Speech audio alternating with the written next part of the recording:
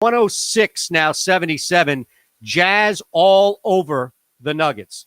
This is, I think, a representation of what we've seen throughout in the NBA. And I put a tweet out earlier, and I know it got a lot of people on one side of the same aisle really upset. But the reality is that despite what you may hear in the mornings, and look, I know Clay, I've had Clay when I was nationally and syndicated and doing shows with a network that Clay was a part of as well. So I go back with him a long time and had him on weekly on the show. Don't agree with a lot of his points and viewpoints in both the world and sports, but definitely somebody that I've had multiple conversations with on and off the air. With that said, I think he and others have truly misled you as to why the NBA might be suffering, and maybe not even might be, but has seen a dip in the ratings. It really has very little to do with any messages being put out or any statements being put out or any T-shirts that might be worn, raising awareness of social injustice and trying to fix some issues that are clearly broken in this country. That's a convenient thing to put on right now. That's a convenient little thing to tag on the end of something. It's like these pork bills that you see where there's like 16 things on a bill and somebody just jumps up and adds something completely ridiculous at the end and it gets struck down. And then you're like, wow, why would fill in the blank party shoot down a bill that gives millions of dollars to poor people? Well, because some idiot at the end tacked on a 10% salary increase for everybody in Congress. And people are like, well, I don't really think we should do that. So the bill gets struck down. That's the equivalent of tagging on something at the end and cherry picking the ratings being down due to people, mainly players and coaches now, doing their best and their part in raising social awareness and raising awareness on issues of social injustice. If it's the murder of Breonna Taylor, where still you have police officers who have yet to be arrested, other issues we've seen be brought up, and it's not just the treatment of African Americans here in this country by police. You've seen it across the board, where there are clearly deeper issues as well beyond police misconduct that has been brought up. Now, I'm not here to argue or take a side on that. What I'm here to explain to you is we already have proof that stuff doesn't impact the ratings. We already know for a fact, thanks to the NFL and the crazy insistence that they have in every single piece of metric data that they can find to boost up their game. Why? Because they're number one. So when you're number one, you follow all of the metrics and all of the data, and you constantly remind everybody, hey, we're not losing viewers. Hey, we're gaining viewers. Hey, this is happening. We are over capacity. We went from 115% people watching now to 99% people. And people think that the NFL is in trouble. Remember that like 2 years ago, there was a dip where people thought, oh, my goodness, because of Trump or Kaepernick, all these other things, that ratings would fall. And you know what happened? Nothing. Not a damn thing. Nobody left. Everybody stayed on board because it's the NFL. And even with a bad product out there, we've seen the NFL survive. The NFL is not the anomaly. The NFL is what you would hold whatever sport you're talking to about next to and see if it can match up. The NBA right now has seen ratings dip even pre-COVID. So it's not something that happened recently, but more recent than we've seen, where people have been turned off more by the NBA. And this is my opinion based on watching it. And I know that we are so isolationist here when it comes to our fandom to a fault. And that's going to be next week. This week's article in Philly Voice is all about Carter Hart and the Philadelphia Eagles. But next week will be about how we are to a fault an isolationist fan base. We don't watch enough of the leagues in which our teams play in. We just don't. And I know that for a fact for doing this job for now 3 different radio stations, technically 5 if you count one in Trenton and one in Atlantic City over the past 16 years, in which I've had many conversations with many fans on social and phones and all the other live remotes. And it's just painfully obvious that the majority of people who follow the Sixers don't watch enough NBA. And that's not a knock. It's just a reality. So I look at what's going on right now with the NBA, and it has very little, if anything, to do with this push for social justice or this push to correct and fix social injustices. What it has to do with is what you're seeing right now. That's really the problem, is that a game that starts at 4:30 in the afternoon on the East Coast on the middle of the week and Wednesday is an absolute blowout and a stinker. And it doesn't matter if you were listening to, I'm sure, everybody on this channel who was backing the Jazz at one point based on how brutal of a loss it was in overtime and just expecting them to come back at some point. Told you last night I still had them to win the series. Now, I locked that in before they lost game one, but I'm riding with them. The product is just not good.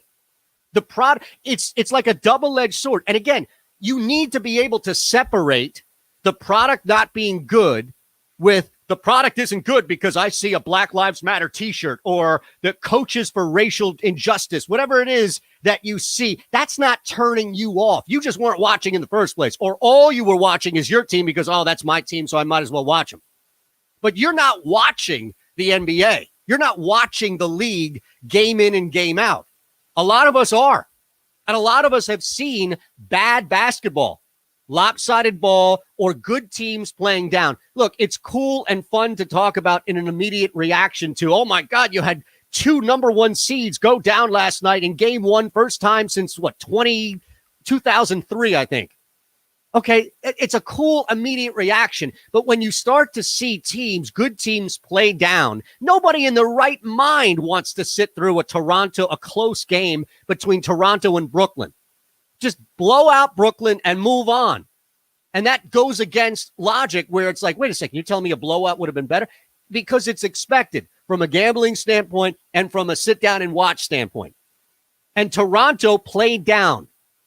Like Milwaukee played down, like LA played down. Portland's better than any number 8 seed, I would say, probably in the history of 8 seeds. But this is the double-edged sword that we're seeing. And it's hurt the NBA. Don't get me wrong. It has nothing at all to do with people pushing for a message.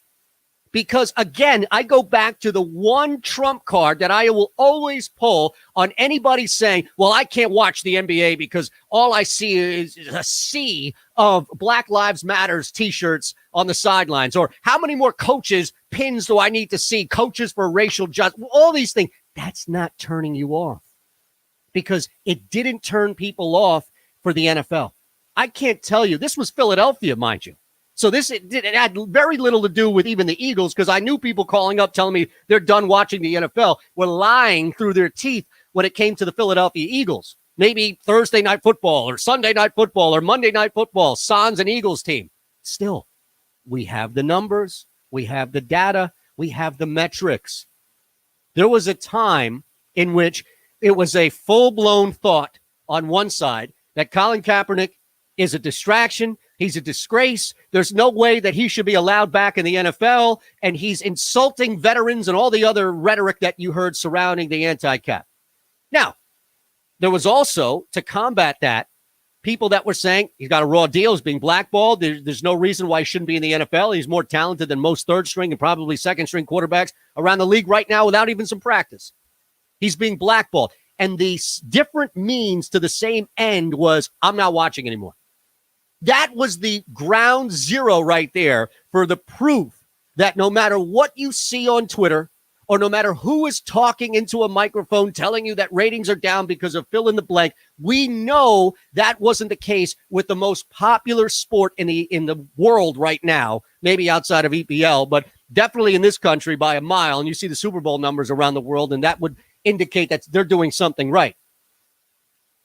You had people calling up shows across the country, people tweeting into the idiots in the morning on television. I'm done with the NFL because of how they treated Cap. I'm done with the NFL because of Colin Kaepernick and people kneeling in support of him. And you know what we saw? Not one single dip. Not a dip. There was like a 2-week period in which ratings were down by like 3%. And everybody jumped the gun. And then what we saw was that at the end of the year, the top 3 most watched shows on network television were Sunday Night Football, Thursday Night Football, Monday Night Football. At the time, it might have been Monday in front of Thursday, but that since has shifted. Those are your top 3 most watched, not Big Brother, not The Big Bang Theory, or any other big show out there. Biggie Smalls, it doesn't matter what Biggie you're talking about. It wasn't that. It was the NFL. And that was in the midst of a president turning his back on the league, calling people out, calling players. I forget the term he used, but it was ridiculous and reprehensible for him to say that. It was all of this. And you know what happened? Nothing. Nothing. People who didn't watch the NFL infiltrated that conversation. Well, I'm not watching the NFL because you never watched the NFL.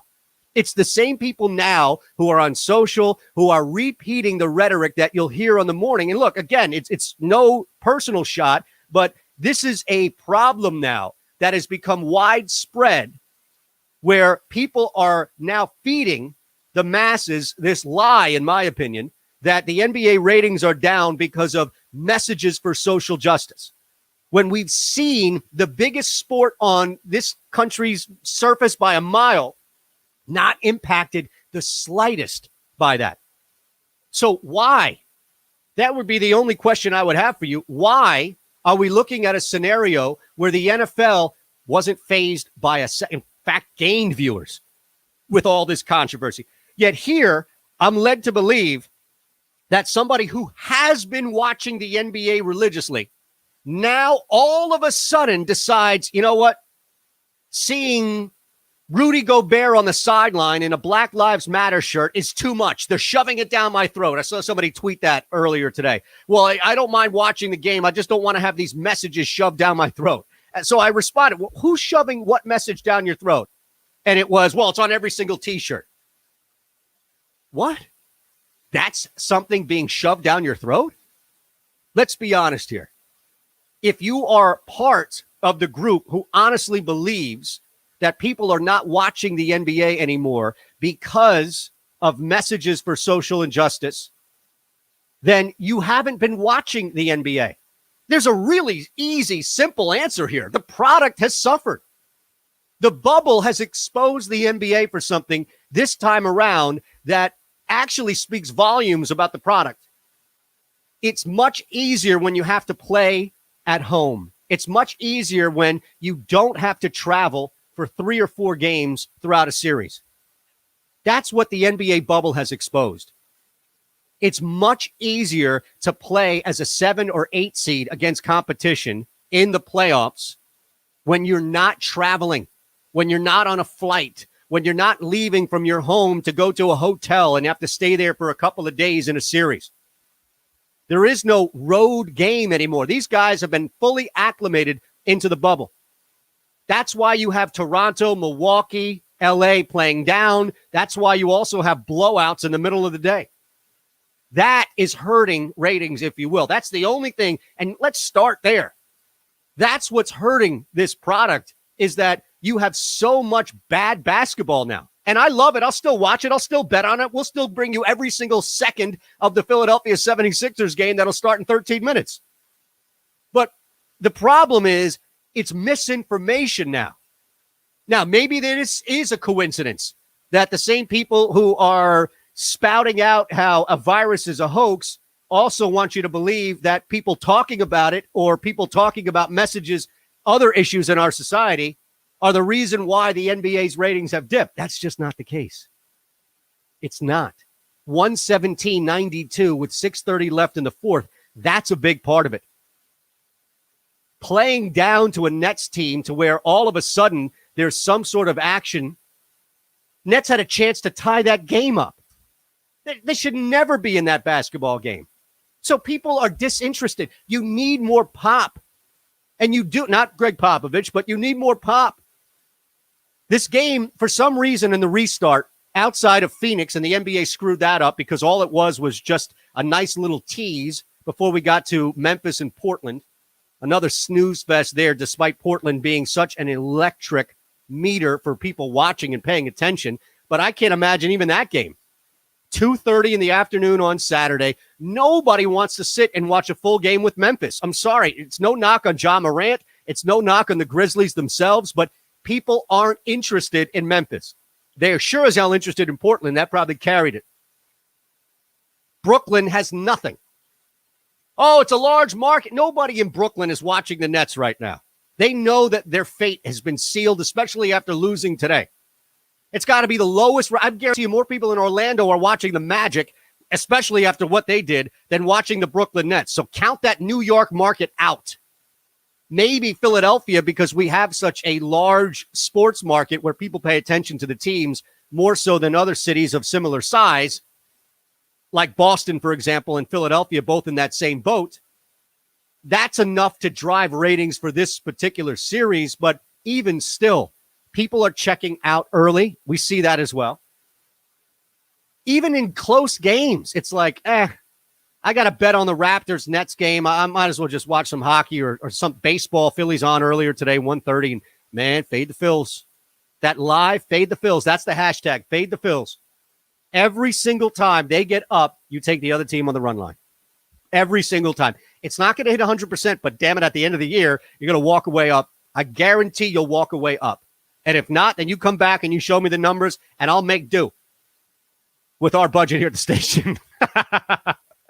118.95. This is a joke, man. Utah's running away with this game right now. Running away with it. Started at 4:30 on a Wednesday.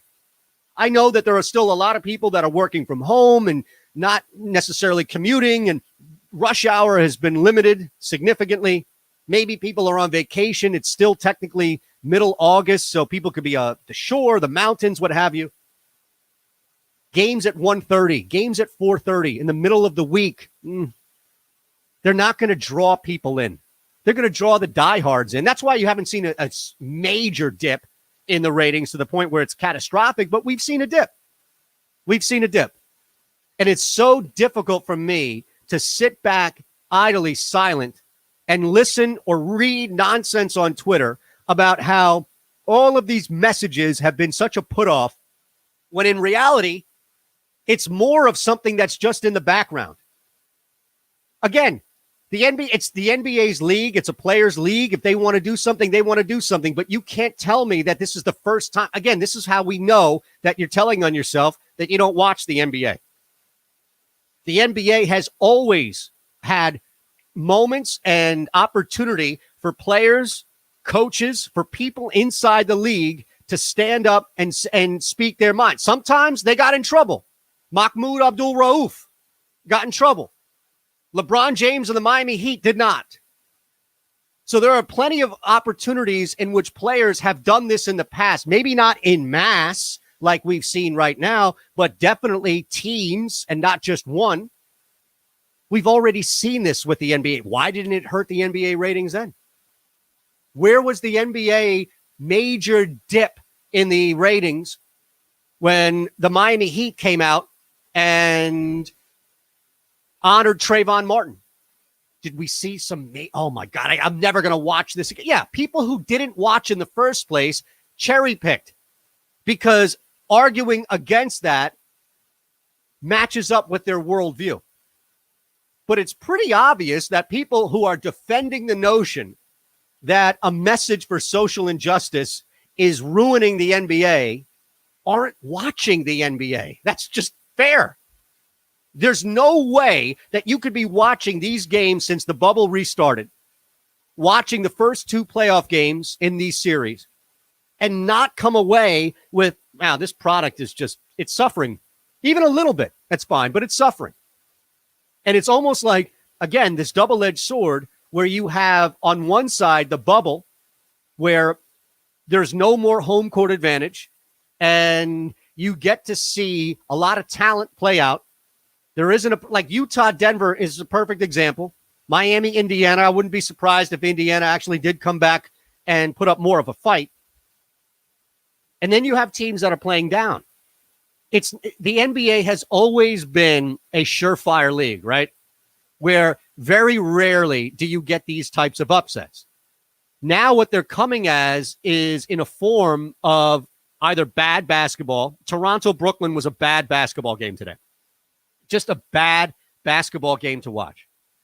That's what I would expect from two teams not making the playoffs. And that's what kicked things off today.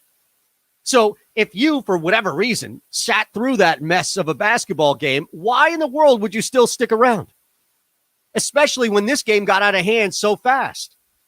See, this is a perfect, what's happening right now, the 1-2 punch today is the perfect microcosm / definition for why ratings have dipped more so than anything else on the planet. And I am 150% confident in that statement. You got a bad basketball game to kick things off at 1:30 on the afternoon in a middle of the week Wednesday, followed up by an absolute disaster. Denver just didn't want to play basketball tonight. That's okay. You can take a night off. We won't kill you for it because we have the Jazz winning the series, but they didn't want to play. Donovan Mitchell and the Jazz did what they did last time, except Denver didn't show up. Denver showed up last time and definitely showed up in the OT period. So think about the average fan who is paying attention to the league. Even if you're betting on these games, even if you're sitting there live betting on these games, you're better off just doing whatever you're doing and having this on the Gamecast. You know, DraftKings, the books, they all have their own version of the tracker, right? You might as well just get on DK, get on the book, and roll it out that way. Man, almost fell over right now. Wow. Twitch.tv/Shander Show. You could have seen that live on TV right here. Reaching for the charger. You know, I got to get a closer charger for my phone. 2-1 right now. Bruins are up. 7:49 left in the third. You can get the Carolina Hurricanes right now at plus 650. That's pretty damn good. Bruins are minus 1,000 to win the game. All you need right now is a goal, and you're looking pretty good for Carolina, at least to force this thing. The total's at 4. Live total's at 4. Over, of course, is where you're going to find some value. You're still laying the minus 109 there, but that's the big one. If you want any live value, it would be taking Carolina right now at plus 650. About to start the second period. Colorado all over Arizona, 3-0. Man, Arizona is plus 4. It's minus 220 on the puck line. But they're plus 4 right now. You'd like to think that it's probably not going to get any worse. Maybe they can get a goal. That's a lot to lay, though. Colorado scores, puts an empty netter in, if they even pull the goalie down 4 goals. That's a lot.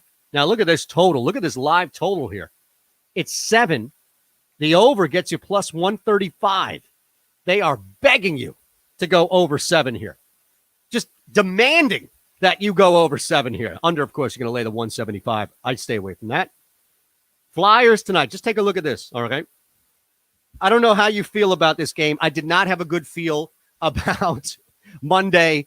I was actually talking. I was at the club talking to a guy there, Matt, about it. And he was asking me, you know, what do you think of the Flyers tonight? And I'd already spoken to a couple of people that I trust about the game, first and foremost. And everybody was like, you know, I don't know. I don't know. I like the Flyers, but I wouldn't tell you to take the Flyers. So I kind of just rehashed what I've heard from a couple of people.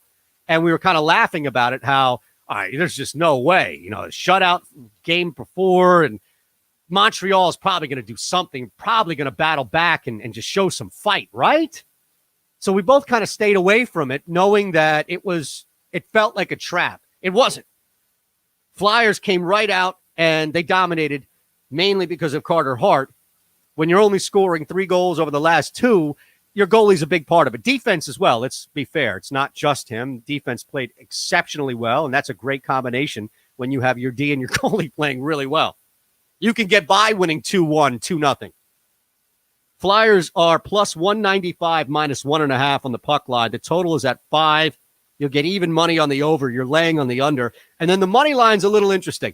It's a parlay play for me, where I don't think I would simply just lay the minus 137, but I would be tempted to look at another game, one that you know, for example, tonight, right? And this is predicated on your belief of the Philadelphia Flyers winning a 3rd straight game against a really good goalie. Not as good as Carter Hart. How about that SI piece? I think that came out last night.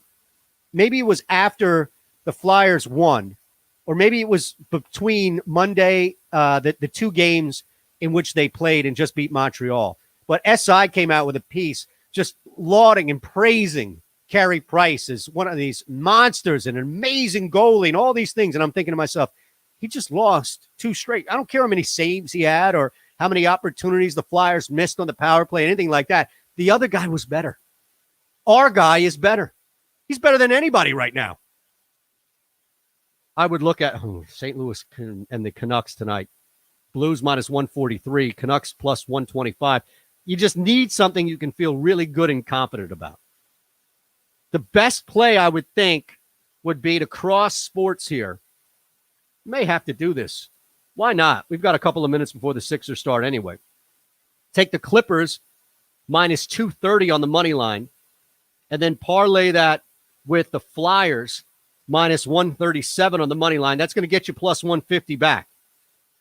You know, that's not a bad play right now, where all you need, again, this is predicated on the belief that the Philadelphia Flyers are going to win a third straight game against the Canadiens. Can they do it? Absolutely.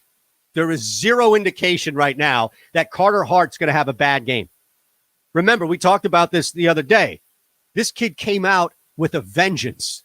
He came out like Damian Lillard after missing 2 key free throws and made it personal.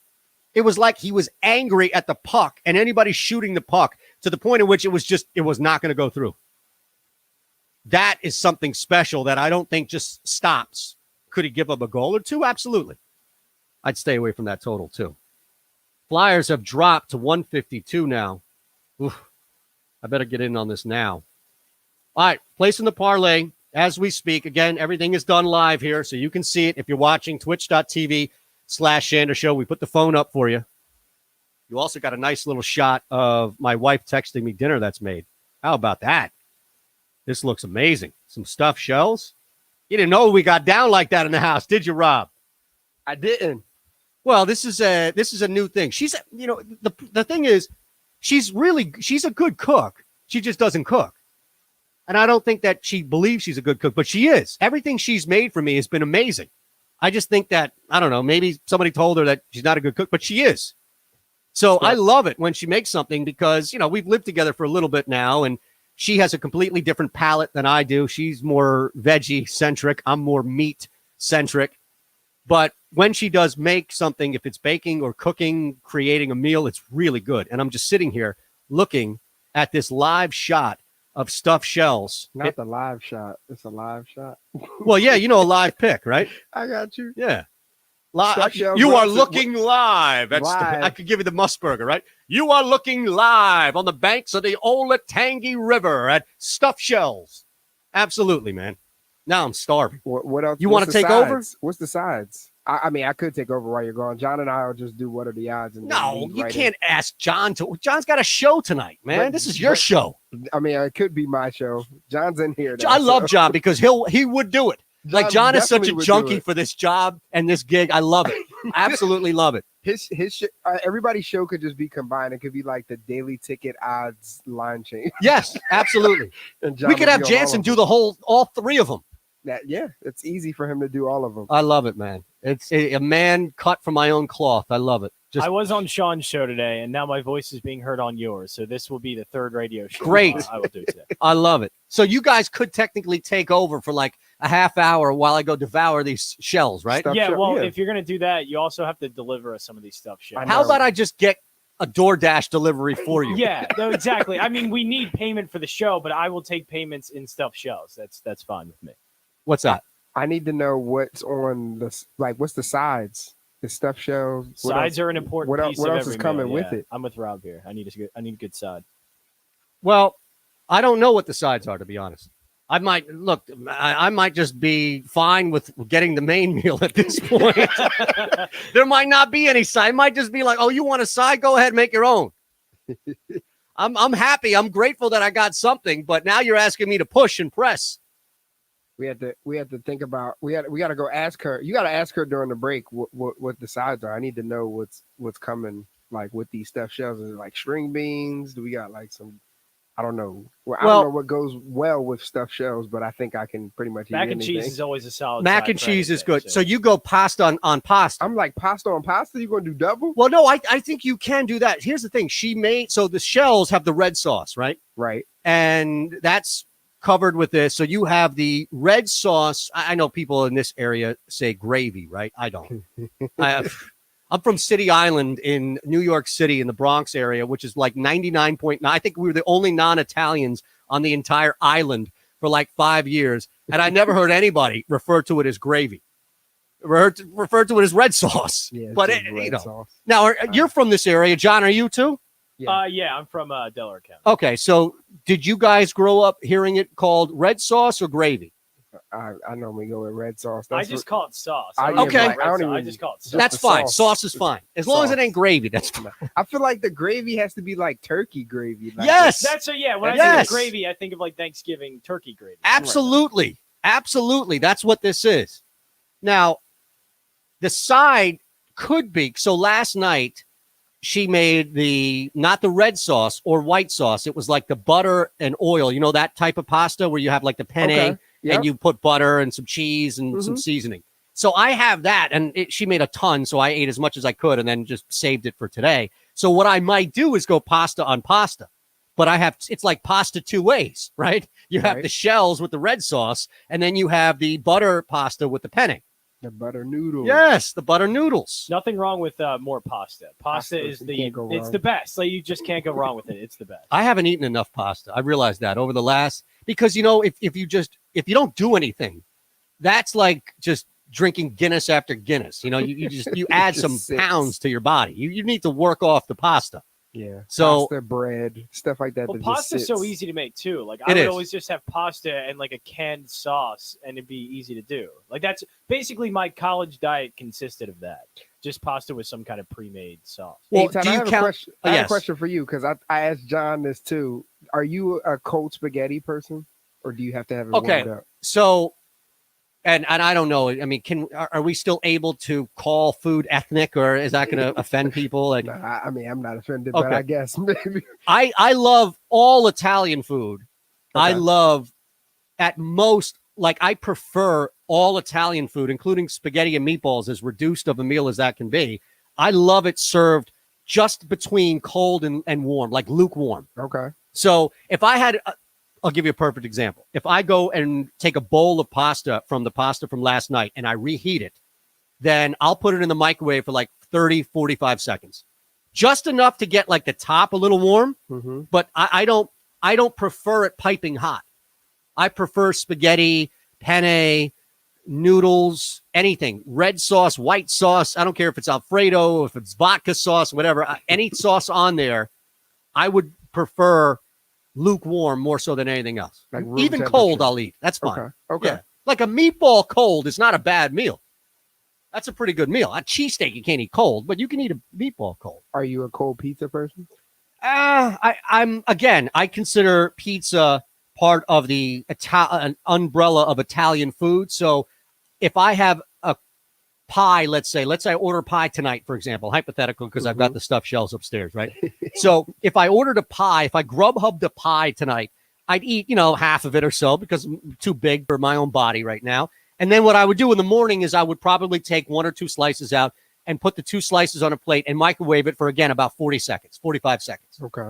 So it's just warm enough to fold and eat, but it's not, the grease isn't reheated. It's not hot. I'm a lukewarm. I'm not a cold pizza or a cold Italian food guy. I'm a Okay. lukewarm Okay. person. I can go with that. Yeah, it's a little weird. I get it, but it's No, just at how I least am. You don't want it piping hot where you burn the roof of your mouth. Nope.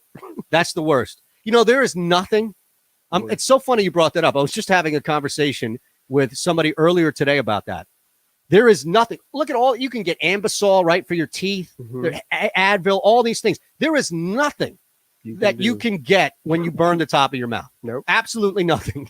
And then like the skin is just It's like done. hanging from Yes. the Yeah, you your got that mouth. dead skin that's there. You're moving your tongue up and down on it constantly. It's awful. Yeah, It's absolutely awful. that's the worst feeling. Outside of that and like a paper cut, those are Yeah, paper Well, no, cut. also eating like crunch berries in the roof of your mouth also gets Yeah. like torn to Oh, my shreds. goodness. You cut with some Doritos or crunch Yeah, berries. yeah, I get that. Well, I get that with the crunch berries a lot. My roof of my That mouth. means you is ain't put just enough torn to milk in shreds. there. No, but dry. Here's the thing, though. To John's point, I prefer my cereal dry. I know that's Okay. crazy and weird, but he's right, though. There are certain cereals that I can no longer eat because I prefer it dry. Like I'm the type of guy who will take a bunch of cereal, pour it in like a bowl, and then have a Gatorade or cup of water and eat it dry and drink it, drink water or Gatorade or something like that. Okay. But there is certain cereal that I can't eat anymore because it just tears the roof of your mouth. And Captain Crunch was a go-to, man. You Yeah. can't eat that. That'll rip your throat and tongue to shreds, man. That's the truth.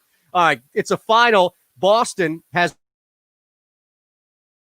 won the series over Carolina. Carolina on the money line. 2-1 the final. They move on 4-1. We'll take a quick break. When we get back, the Philadelphia 76ers and the Boston Celtics are set to duel it out tonight. Key injury for Boston as Gordon Hayward is out for the next 4 weeks. We also know that Glenn Robinson III out for the Philadelphia 76ers. It's all about Embiid tonight. You got to take more than 15 shots. Somebody needs to get him the ball to shoot more than 15 shots. It's not like Embiid is dribbling the ball up himself now. You need to get out there and feed this big man. I don't care where you're shooting the ball. You saw that fadeaway Dirk Nowitzki 3 that beat the buzzer in the first quarter last time out. This guy can shoot any shot from anywhere on the floor, three-pointer or in. There should be no limits or restrictions at all for Joel Embiid. What are the odds?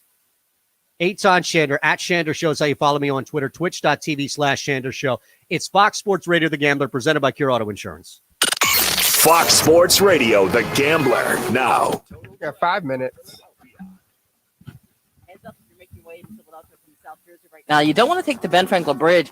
Traffic is crawling across the length of the bridge. At the base, there's an overturned tractor trailer. Only the right lane gets by. Take the wall whip and you'll make much better time.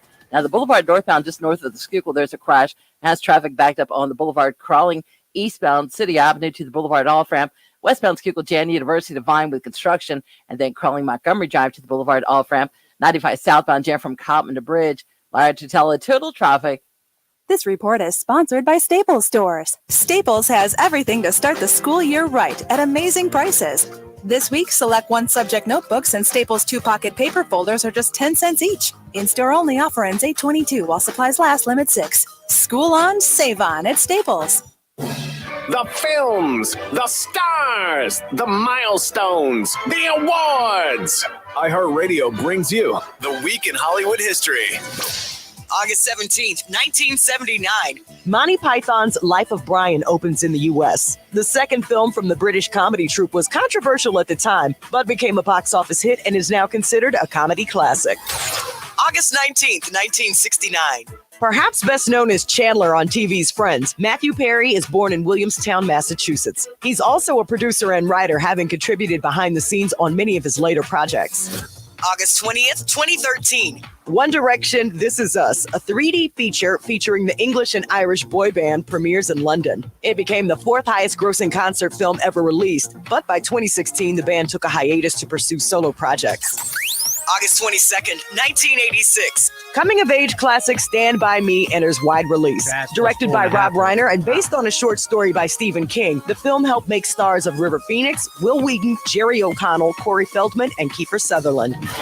August 23rd, 1912. Actor, singer, and director Gene Kelly is born in Pittsburgh. Best known for his cinematic song and dance collaborations with Ginger Rogers, Kelly appeared in over 40 films and directed or co-directed nearly a dozen.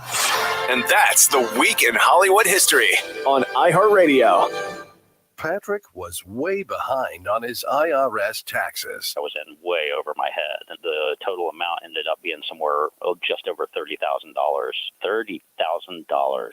Then the IRS came to collect. Started getting letter after letter. A lien had been filed against me. They were going to basically hang me completely out to dry. He had to do something. That's when I reached out to Optima Tax Relief. Patrick's life quickly got a lot easier. It was very easy, pretty much hands off. They picked up the ball and ran with it. And how'd it go? I couldn't believe it. I had to ask 2 or 3 times. I saved an incredible amount of money. How does Patrick feel about Optima? Couldn't be happier. They definitely helped me.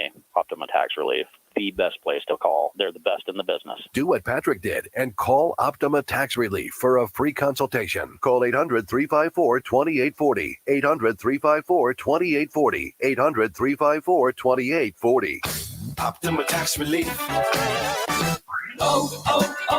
O'Reilly. O'Reilly Auto Parts can help make your auto maintenance easier. So when your car isn't stopping like it used to, our professional parts people will help you find the brake parts and supplies to do the job right the first time. Right now, get 15% off a set of brake vest pads and 2 rotors, plus O'Reilly Brake Cleaner, 2 for $5. Stop by or visit O'ReillyAuto.com today. O'Reilly Auto Parts. So when should we break again? We saved big money with our Progressive Home and Auto Bundle and used the cash to take a family vacation. To Hawaii. Who's up for a luau? Yeah! This is not a real testimonial. Sure, customers can save big How much time money I with got, Rob? Progressive, but not enough to go to Hawaii. They'll probably use it for things like the mortgage and groceries, or even a travel magazine, so at least they... Yo. How much time do I have? 60 seconds. Okay. Wow, 50 seconds Okay. now. 8 times. Oh, he walked away. Good stuff. Yeah. Rufio keeps you on top of pop culture. The Billboard Music Awards were one of the many ceremonies postponed due to the coronavirus, but now it has a new date. The show, which was originally supposed to take place on April 29th in Las Vegas, is now scheduled for October 4th. Kelly Clarkson will once again return to host the show, her third time helming the ceremony. The Billboard Music Awards will air on NBC. Future details about the ceremony will be announced at a later date. All right. And that's what's poppin'. I'm Rufio on iHeartRadio. iHeartRadio. Soundtrack. Flashback. Put on your 8 time. Matisse! Matisse! What did I miss? Oh, he's saying Matisse Thybulle starting. He's excited. No, I just added something because I heard you walk away. Oh, no, I'm here. All right. What time should I break again? Like 50? 55. Oh, okay. Then we can, because we have 2 breaks, right? Oh, we do. Can we combine them? Yeah. I'll tell you in your ear. Perfect. Thank you. Yep. Tom Shander.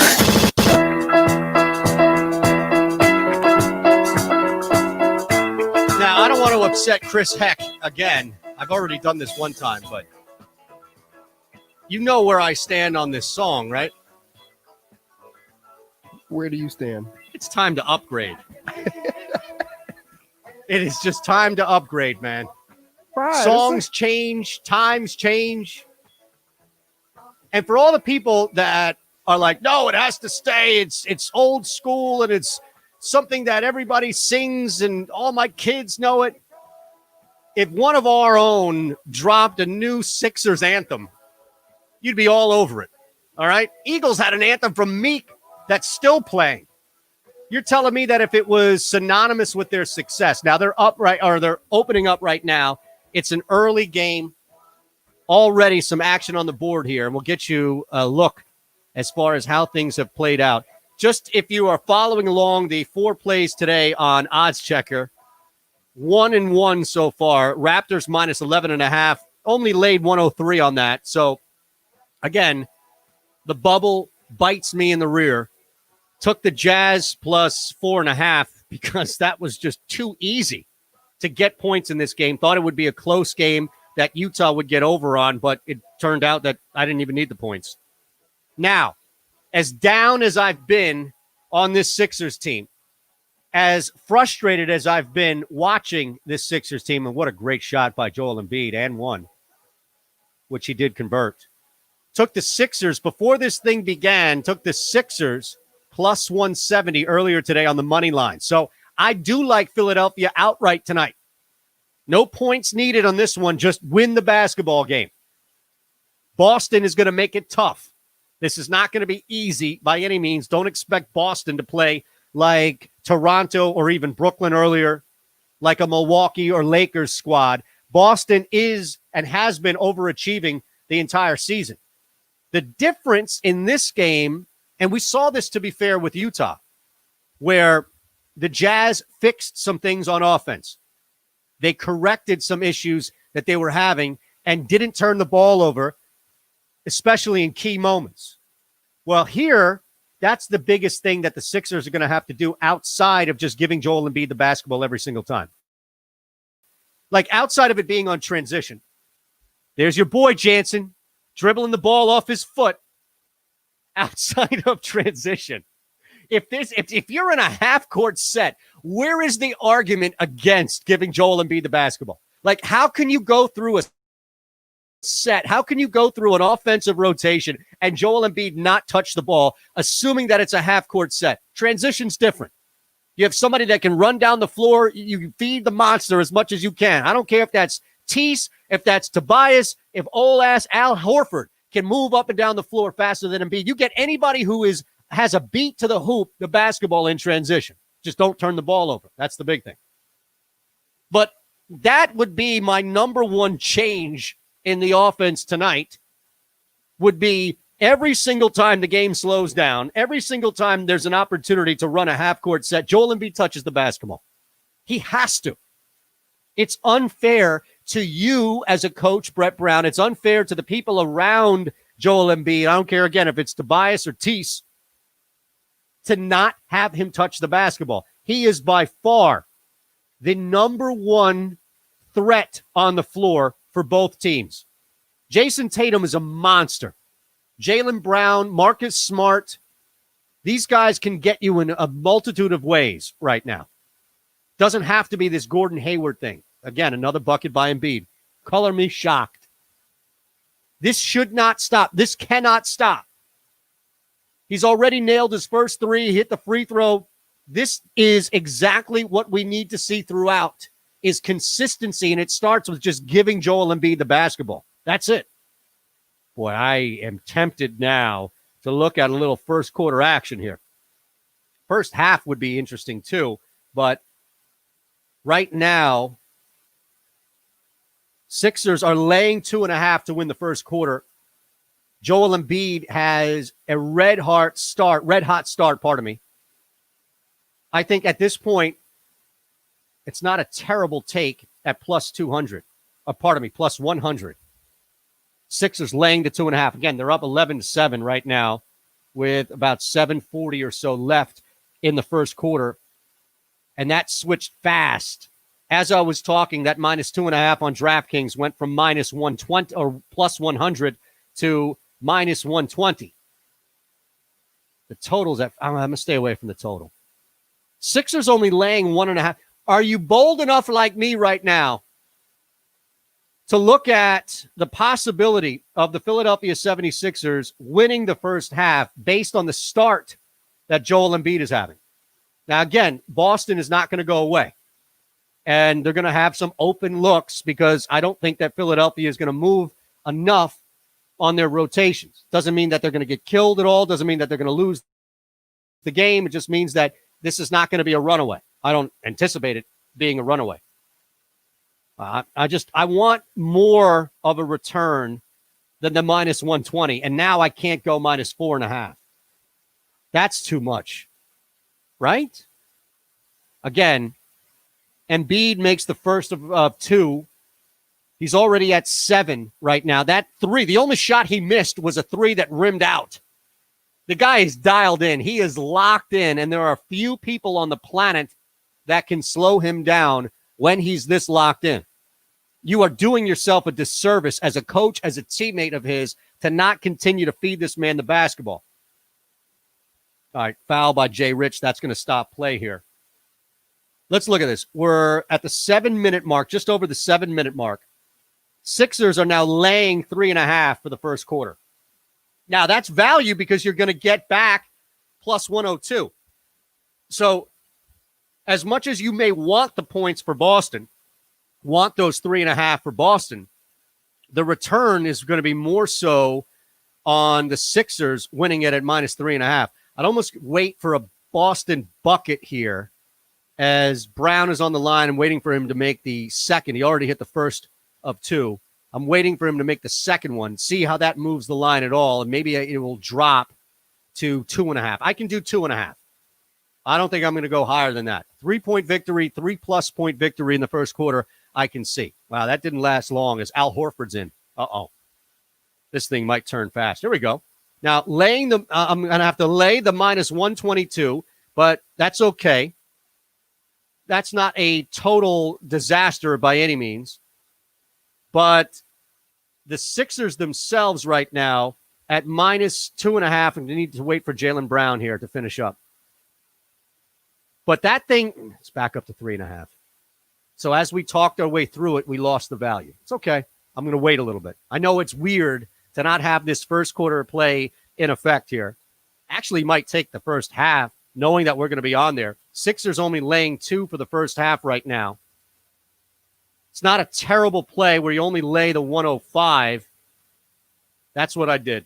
Took the Sixers -2 in the first half. It's a way too early bet to make, but I'm going on the notion that Joel Embiid is not just going to disappear out of missed shots or lost minutes or simply giving Al Horford the ball to shoot. Again, you're down low, you got a layup, that's fine. But this is the Joel Embiid show tonight, and that's what we're banking this thing on. What are the odds? Embiid carries the team. Full timeout, 6:39 left in the first. Sixers hold the lead, 15-9. Check him out on the money line, too, when we get back. At Shander Show on Twitter. Twitch.tv/Shander Show is how you can follow along on the show. We are live right now throughout the rest of the night at 8 o'clock. I'm sorry, Rob? I said, let's take a break now. Okay, let's do that. We'll break real quick. We'll come back. We'll feed you more info here on the Sixers game to start the second hour. Fox Sports Radio, The Gambler, presented by Cure Auto Insurance. It's Sorry, the man, Daily Ticket. Yeah, that was my fault. No, you could jump in and you can say we do live stuff on the air all the time. You can tell me to break live on the air. That's cool. All right. Yeah, no, it was my bad. But no, we're good. Because I forgot we had both of the breaks to do, so we're gonna go a little past 6 o'clock. Okay. I mean 7 o'clock. That's fine. Let me look at the timing. Yeah, we're like 3 minutes over. Okay. So That's not going to kill us, right? I mean, anything under 5 is good. So we'll come back. I'll do both of these back to back, and then just come back at 3 minutes. It'll be like 3 minutes and 30 seconds after. Okay. Bills piling up. So yeah, you got a little time until 7:03. You cash in. All you got to do is listen in for your chance to win $1,000 12 times a day from 6 a.m. to 10 p.m. That's right here on Fox Sports Radio, The Gambler. So is The Gambler and Gary Barbera the best? Boy, I guess. Hello, Gary Barbera on the Boulevard has 300 Jeeps cheap, 200 discounted Dodges and Rams, and they're your choice. $199 down or $199 a month. Holy Jeep Barbera! Yeah, he got this thing recorded too loud. I told Sean that commercials recorded way too loud. So most all insurance back when I was on the companies use your Fanatic, credit this is how score, weak education level, that dude and Johnson your employment was, who was status there to for like determine 18 your rate, months before but they not fired him. Pure Auto Insurance. There time was I this checked, those Barbera things have commercial, nothing right? to do I don't with know your if you guys drivability. were playing it Pure here, basis rate. but it was like this funny voice where he was like, how do? You Yep, remember that, right? Yep. Right. So I had Jamie Lynch is the producer there, the morning show producer when I was in the morning show. So I cut it and I had him use it as a drop.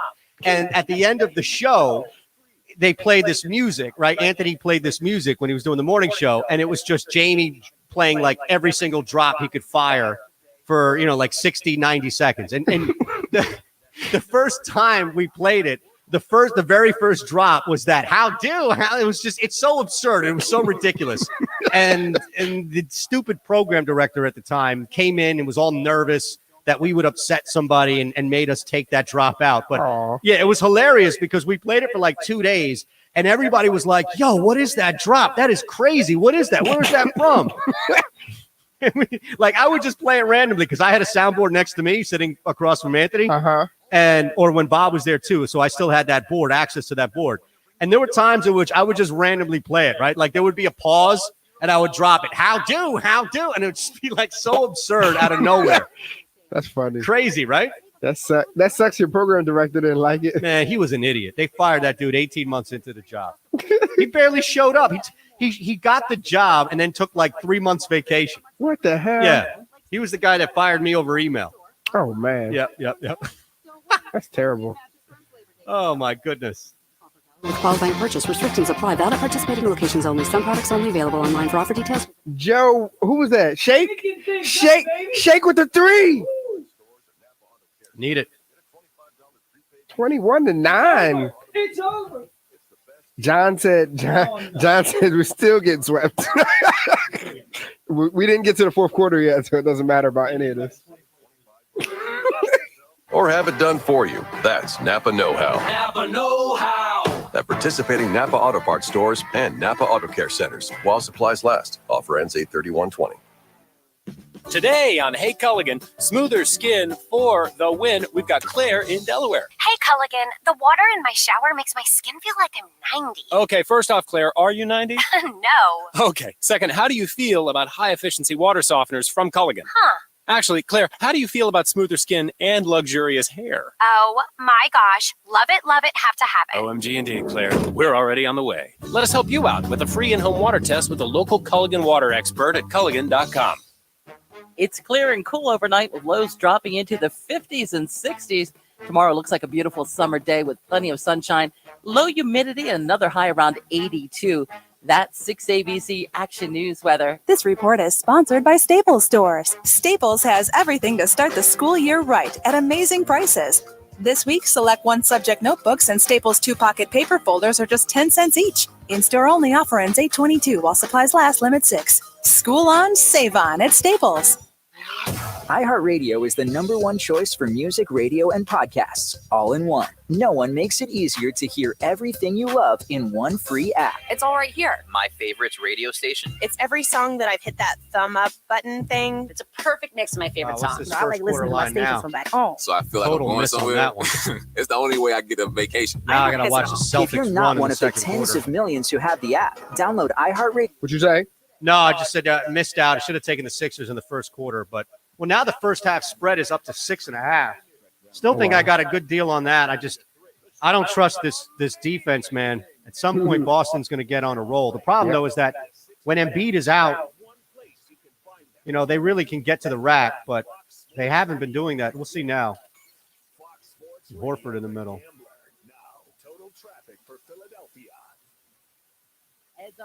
Yeah, 2 minutes, 50 seconds. Okay. Man, their pick and roll defense Midspan might be the to worst the in base. the league. Why can't they defend the pick and roll? Ew, Shake Milton with a fadeaway? What the hell's going on? Hey, I'll take it. I just saw that bucket drop.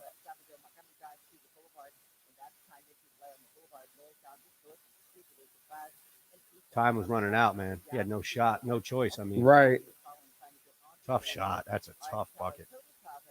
This report is sponsored by Staples Stores. Staples has everything. I mean, to start Josh the didn't need to school year take right that. At amazing prices. No. This week, select one subject notebooks and Staples 2-pocket paper folders are just 10 cents each. Let's In-store go. offer ends 8/22 while supplies last. Give it. limit 6. Wow. Save on at Staples. You don't pass the ball. Tobias trying to do too much. I know. 2 minutes. Credit score, education level, and your employment status to determine your rate, but not Cure Auto Insurance. Last time I checked, those things have nothing to do with your driving ability. Cure bases rates primarily on what really matters, how well you drive. Did you know a study showed if you don't have a 700 plus credit score, you could be paying over 50% more for car insurance even without an accident or ticket? Go to cure.com and see how much you could be saving. Getting a quote is quick and easy, and it's free. Plus, 90 seconds. Standing a convenient service. They offer pay by text, electronic billing, and claim support 24 hours a day, 7 days a week. Just visit cure.com, that's CURE.com, or call 800-535-CURE. That's 800-535-2873. Cure Auto Insurance. Drive well. Liberty Mutual Insurance Company presents. And Doug. Check it out, Limu. Got a brand new motorcycle jacket and matching leather pants. Now let's go for a ride and tell everyone that Liberty Mutual customizes their motorcycle insurance. So you only pay for what you need. Oh my gosh, this leather does not breathe well. You can't suffocate in leather, can you? Liberty, liberty, liberty, liberty. Get a customized quote at Microban libertymutual.com. 24 protects against Staphylococcus aureus and Enterobacter aerogenes bacteria, but does not provide 24-hour protection against viruses. 30 seconds. Time you touch a surface, you leave behind bacteria. To keep surfaces sanitized all day, use Microban 24. Spray on hard surfaces to kill 99.9% of viruses and bacteria initially. Once dry, Microban 24 is effective for 24 hours on bacteria. 15 seconds. The Eagles adopted this song, so I played it. Since you talking about the Sixers theme song so much. Man, I got killed on the Fanatic that one day. I was battling everybody. They've been waiting for. You ready?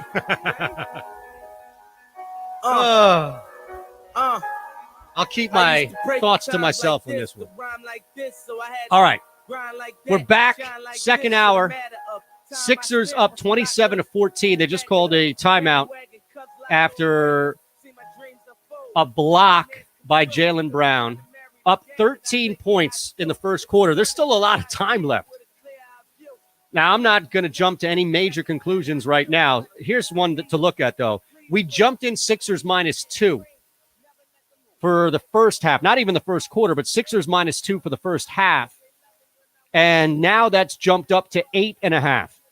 Sixers money line for the first half is -835. Now, if you believe that a run is coming, and I can't imagine that it wouldn't be, especially with no Embiid out there for a little bit, and the Raul Neto-led Sixers are out on the floor.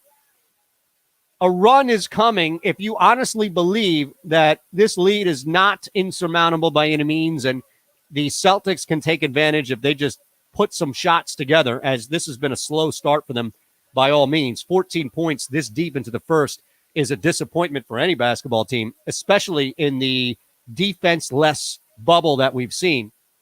If you honestly think that there is something coming your way, like a run by the Celtics to bring this thing tight, then you might as well jump on them at +575 to win the money line.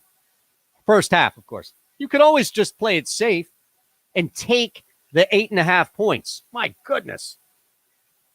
I mean, you could create a window right there and look at, a 4-point victory in the first half. I'm actually going to do this. We've created now our own little window here. And we've taken, as you can see, this thing plays out live, twitch.tv/Shander Show. You know what's weird is, so I'm on DraftKings.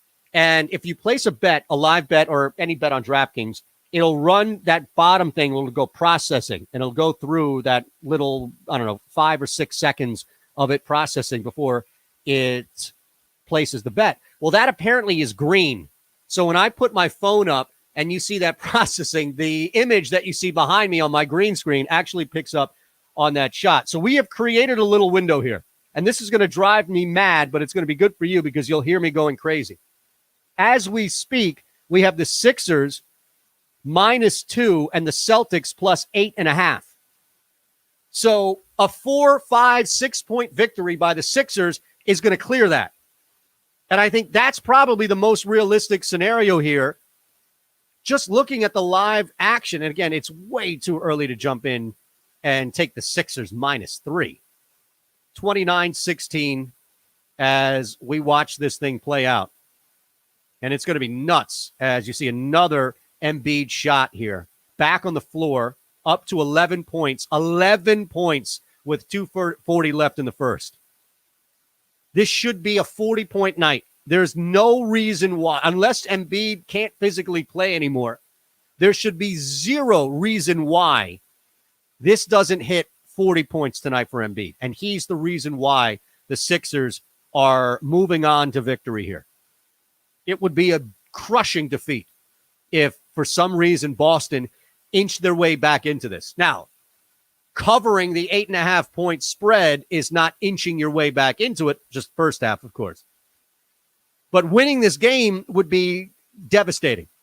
Something would have gone seriously wrong on both ends of the floor if you lose this lead now. 31-18, 2 minutes to go. Embiid is up to 13 points right now. He's 5 of 7. He missed a 3. He already has 3 and 3 as far as boards and assists, respectively. It is, and again, Boston doesn't go away. So this is more like what the Phillies are going through, where, yeah, you don't have a complete awful set of defenders out there like you do with the bullpen of the Phillies, but you do have, and we've seen the propensity for the Sixers to give up leads to good teams, mind you. Boston's a good team. And that 3 cut it to 10 right now. Another 3. So now it's 31-24. Just like that. 31-18, now 31-24. 2 threes in a row. One from Brown, one from Tatum. You add a miss in there. What the hell is Raul Neto doing taking any shot? I don't care if that guy's wide open. It's on him to get Joel Embiid the basketball. I don't care if he's got nobody in front of him. Stop, pull up. All right. Normally you'd yell at somebody, you go crazy on that. I don't trust Raul Neto doing anything. Thankfully, Embiid gets the ball back, another bucket, and we ride 33-24. This is going to be insane. Mainly because the Celtics are really good. Really good. And there's a reason why when you say somebody's overachieved, a lot of it has to do with expectations. I don't think people legit thought that it would be this fast of a gelling for Boston, and more so in that like Miami, Indiana situation. Maybe even if Philly was a little better on the road, they would be challenging Boston. But that also comes with you can't just luck into overachieving. You've had to earn it. And Boston has earned it this year. That's why you kind of have that similar feeling. Maybe it's just me, but I have that similar feeling now of the Phillies up 4-1. There goes Nola. Now here comes the pen. And you're looking around like, wait a second. Is this it? Is this the last we're going to see? Should I have faded the Phillies on the run line? You should. You should be doing that all the time. It worked again today. And that was an easy one. But with that said, this is never going to be too much of a lead. It's never going to be, you're up by 15 at the half. I'm still not convinced you're winning this basketball game. Now, if you took the Sixers to win the first quarter outright, you're looking good. Despite another three by Jason Tatum, it's a 6-point basketball game right now. Everything has moved. In fact, the Sixers, despite winning the first quarter, up 33-27 in the first, the Sixers have now moved to a live line of +1. +1. They're both tied at -112 on the money line. It's expected to be a tight one, mainly because no matter what Philadelphia does, there's going to be an opportunity for Boston to strike back. And Philly, for whatever reason, has been horrific on the pick and roll defense, including Embiid. It's not just people on the wing, by all means. 15 points for Embiid in the first quarter. Again, it's a pretty simple solution here, right? Nobody else should be shooting the basketball in a half-court set. Just 9 minutes for Tobias, 4 points. Okay, that's fine. Jay Rich with 5, fine. Shake. Now, Shake had a 3, and he also had this fadeaway with time running out on the shot clock. That was really impressive. But Shake is up to 7 now. Starting 5 unit has done exactly what you wanted. They've allowed, this is the perfect game plan for the rest of the night. All you need to do is tighten it up on defense. That's it. Hey, you know what the Sixers didn't do at all outside of one, really? And that's on Thibault, Tease, who dribbled the ball off his foot. That was the lone turnover for the Sixers in the first quarter. That was it, just one. No offensive charges, nothing where you're stepping on the line, no bad pass to somebody 3 feet away from you, nothing like that. Nothing that we saw the last game that was just awful, gut-wrenching to watch. Sixers right now have done a fantastic job keeping hold of the basketball. And nobody, outside of Josh Richardson, nobody is in any type of foul trouble. 2 fouls after 1 for Josh. But again, he's not going to be the integral piece on this team to win the game tonight. The guy who hasn't had a foul yet. It looks like that was given to Richardson, not Embiid. Man, 15 after 1. The way in which Embiid looked, it was effortless at times. 15 points after 1. You lose this game, he's finishing somewhere in the 20s. The magic number, I would love a 40-point game, and I think that's doable. But the magic number has to be, 35 and a half. Go over that. In fact, let's even look at where the book has Joel Embiid right now as far as scoring. He's at 38 and a half. 38 and a half. There is nothing that we've seen so far, at least from the Sixers on the floor, that would indicate Joel Embiid would not get to 40 tonight. But 38 and a half is still a tough line to hit.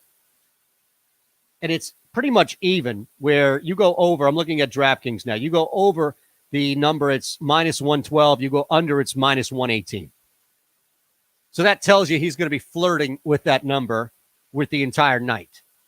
And either way, you're giving something back to the books, rightfully so, because it's going to be pretty easy, I would think, for Embiid to get to 30. We'll see where we're at the half as they're about to start the second quarter here. But I imagine that getting to 30 would be fairly easy for Embiid right now, if in fact the game plan continues as we've seen it. Now, if you're bold enough to go under, you're going to lay a little more right now. But even over, I don't know. I do not know what to do with that line. It is a tough number because I have no problem believing that Joel Embiid gets to 35 points. But when those 34th and 35th points, or maybe 33rd, 34th, 35th, if he eats a 3 or an and 1, whatever it may be, when those final 2 to 3 points come, I don't know right now. Wow, it's been bet down significantly. It's now the over 38.5 is now even money on a return. Even money on a return. Ooh, that's going to be tough. And the next time he scores, that's going to drop. I think I kind of like it, to be honest with you. And I know it's a value play here. Neto just put him up early in the second, 35-27. We'll keep you updated on the score as it changes. But I'm tempted right now. And again, we have to wait for this possession to finish as it was suspended and probably will dip following that. But I'm tempted, and we'll see what happens with everything on the reset here, to take that over if, in fact, I can still get it at even money. The very least, even money. Embiid still on the floor. Still with the 15. Neto with the layup. I don't know how that is a reality, where Raul Neto is leading this charge. But again, it's just about getting Joel Embiid the basketball, which he did, and he drew the foul on Enes Kanter. Looked like, actually, he might have got hit by Smart first. Embiid's down. My goodness. Now, you're ahead of me, I'm sure, right, on the television? We are now. I don't know what happened. You were calling stuff. I'm like, we're watching on TV, and you were saying it before it happened. Well, that's because I can see into the future. No, the only place to go for a game tracker or these game casts is the book. Because the book will always, and what you do is you just look at how the lines move. A line is suspended and then it gets updated. That means that there was a bucket or somebody missed it if it's like, fading the total. So what I was doing is I was keeping an eye on the game tracker on DraftKings while watching on the television, knowing that I was ahead of the game cast, meaning I was probably ahead of most people watching it on television, which is fine. Because if you're watching along right now, you're betting, which is what we anticipate you're doing. Embiid made one of 2 free throws, by the way. So it's 36-30 right now, and Embiid with 16 points. But yeah, that's what was going on. So I just saw that Tatum 3 that you probably haven't seen yet, right? Well, now we're ahead of you because on our end, Joel's bringing them Tobias has the ball at the top of the key. So we're a little ahead of you coming down doing our offensive drive, and Joel just took a shot. Yeah, well, I'm at 36-33 with 10 minutes to go. 36-33 with 10 to go. Okay, so there's the game cast a little bit ahead of you guys, and me on the TV, of course, a little bit behind. I don't know if it's just because I'm watching on YouTube TV or probably what the case may be. Hey, that's not enough to all of a sudden start forking up for cable. I'm sorry. All of a sudden, by the way, this is now a 1-point basketball game. Enes Kanter fouled and going to the line, it looks like, to complete the and 1. So this could be dangerous right now if, in fact, you took, like me, the Sixers to win the... We knew this run was coming, right? And now, of course, it's with Embiid on the floor.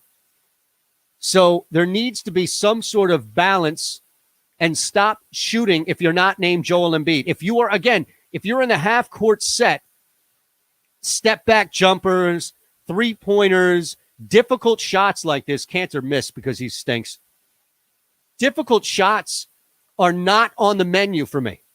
What's on the menu is the Joel Embiid special, and that's all we're serving all night. I don't get it how they move away from him, especially in the half-court set.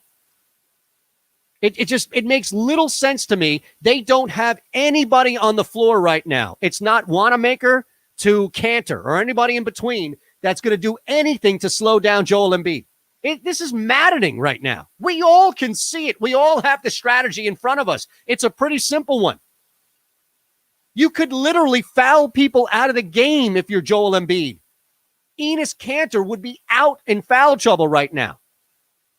Celtics with the lead. Unbelievable. 37-36 off a Wanamaker shot. Why is that so easy? Like, why are they able to score at will like that? Why are they ahead of us right now? So I need answers. I think there are two reasons. One is Boston has done this all year. They can sneak. It's right to focus on Jason Tatum. He's a beast. But they've got guys who have been playing minutes because of injuries. You've seen, really, for the first time since the bubble restarted, I think all four of the guys in Kemba, Jason Tatum, and Gordon Hayward and Jaylen Brown all together. So a lot of the bench guys have been getting some good minutes in the rotation when somebody goes down. And that's played out, I think, a lot in the bubble and even now in the playoffs, where it doesn't matter who's on the floor. They have the means to get you. And then when you start to focus on somebody like, okay, let's put a lot of pressure on Jason Tatum, who just hits another three. My goodness, 27-foot shot with a hand behind him, a hand in front of him. That, I think, it's twofold to answer your question, Rob. First, I would say Boston has been doing this mostly all year. They're sneaky good. And they've got four guys at any given moment that can beat you. And I think that's been a big problem for teams going up against what we've seen. Look, even with Kemba out there at times missing minutes, Marcus Smart coming off the bench and being a pretty good fill as well. So this has been Boston's game, even when they've been down early. The other part of it is something that I've just been hammering the whole time, which I'm sure you, John, and everybody else are on board with. I'm not creating anything new. I'm just looking at what's in front of us. They, for some reason, move away from Embiid. They 15 shots last game. That's way too little. Joel Embiid is a volume guy and should be a volume guy. So what kills the Sixers in these runs is instead of stopping a run and just slowing the ball down, stopping a run by giving it to Joel Embiid, having him do some work, drawing a foul, whatever it may be down low, getting to the free throw line, something he does exceptionally well, there's a settle shot. There's an 18-foot step-back shot by Tobias Harris. There's a missed layup. There's somebody doing something with the basketball they shouldn't. You know, the only guy who has it right so far is Tease. The only guy who understands where his role is on offense is Matisse Thybulle, who has yet to take a shot. Look, Shake going 3 for 3 is nice. Richardson hitting a couple of shots. Tobias, you're going to need other shots at times, but that's where the complementary piece comes in. And for whatever reason, they have now moved away from Joel Embiid. And it's maddening. Doesn't make sense. It makes no sense, man. No sense. And That's sorry. That's I was going to say that's a 16-3 run. Crazy. I can't believe Crazy. that we just blew that lead like 16-3 run, and they trail by 4 right now. Everything is in jeopardy right now. Everything. Sixers on a money line. Sixers winning the first half by 2.5. It's all in jeopardy right now, and I don't know how they climb back, to be honest. Embiid's points have dropped as expected. And I think that looking at it, it's by a point, but even still, the only value now is the under 37.5.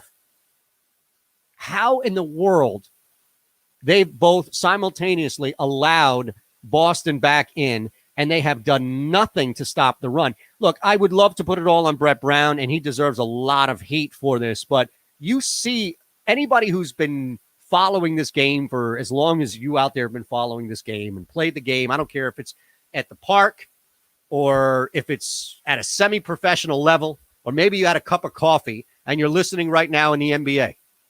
It doesn't matter. You know the feel of when somebody's going on a run. You know it. You're living it. You're going through it. You're experiencing it. And still, the coach down to the players are so tone deaf about stopping runs. It's maddening to see this because it's an easy solution. Now, I can't hate a miss, all right? Joel Embiid misses a shot, that's fine. But I would much rather see the Sixers lose with Joel Embiid going 8 for 25 than I would seeing the Sixers lose with Joel Embiid scoring, 15 points in the first quarter, and then finishing with 28 or 29. That is inexcusable. There should be no opportunity. You got an offensive rebound. I'll give it to you right now. This is a perfect micro to Rob's question. Embiid, 2-point shot missed. It's 11-footer. All right, it's getting to the rack. Little step back there on Cantor. He missed it. So what happens? Offensive rebound. Technically out of bounds. It stays with the Sixers. You now have a half-court set.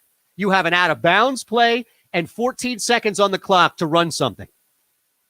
And instead of reworking what they just did and having Embiid now move towards the basket instead of away from it, and they even inbounded him the basketball, the play is for him to kick it out.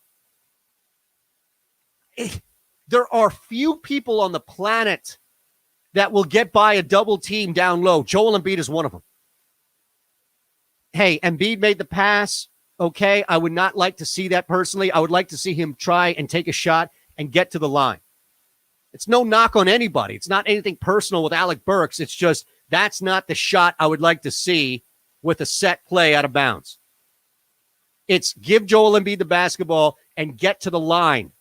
That's all you should be thinking about right now. It's 42-36. They have yet to stop this run. They continue to fall behind after refusing to stop this run. It's simple. This is like, what's the equivalent of Pop Warner football and basketball? I mean, this is stuff you learn in middle school, man. Middle school basketball.